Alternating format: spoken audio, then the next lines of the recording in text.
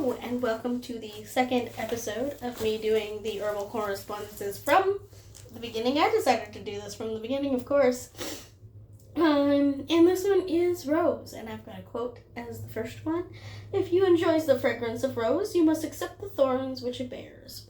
As Isaac Hayes.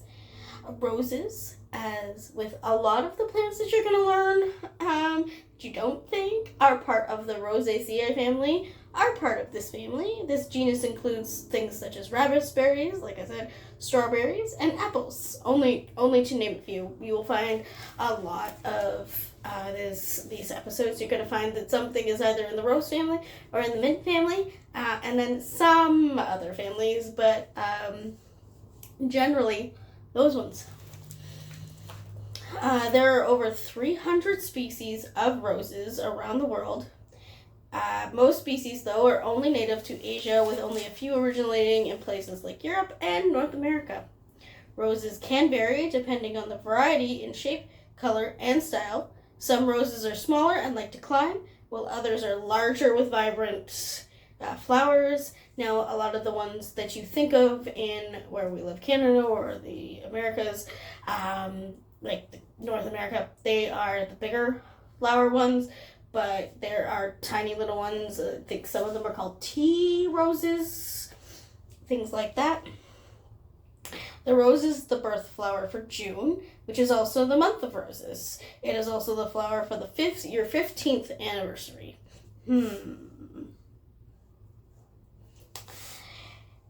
They are the national flower of the United States and the state flower specifically in Georgia, Iowa, New York, North Dakota, and the District of Columbia. Now, as for its magical properties, the rose has been long used to symbolize love and passion, as we are aware.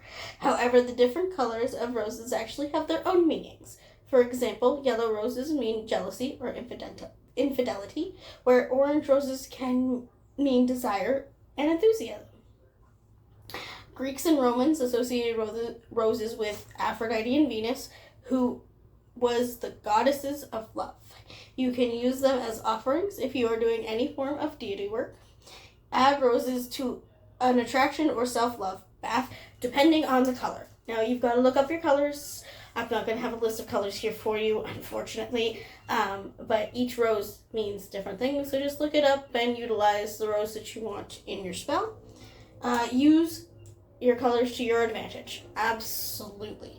White roses can be used for new beginnings, so add them to spells that are associated with that.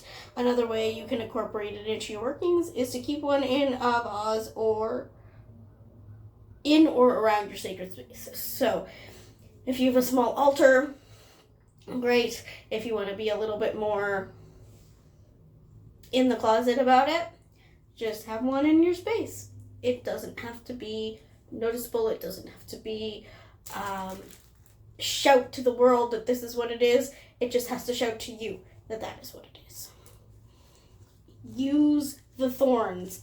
Oh my goodness, in roses, the thorns are so good. They're more than just a pretty flower. You can also use these in spells.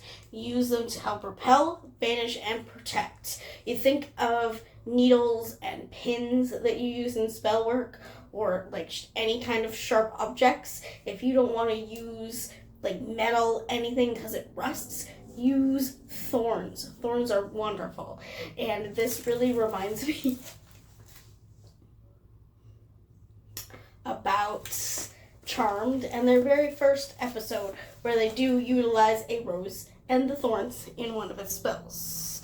But I forgot to mention in the last episode, and clearly in this episode, be careful when thinking of ingesting herbs, plants, or flowers, or having them in your space.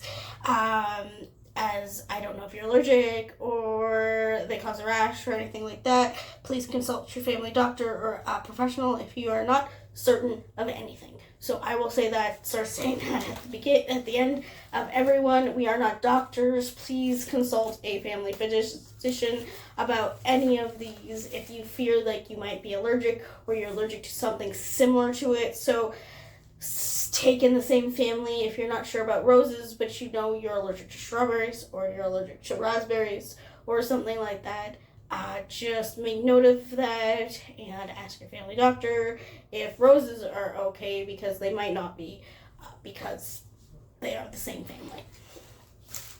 Anyway, that's all I have for you for this episode, witches. I will see you in the next episode. Now, I may not be recording that today because it is getting quite dark outside, but I will see you definitely in the next episode, and you have a wonderful week, witches, and blessed be. Bye.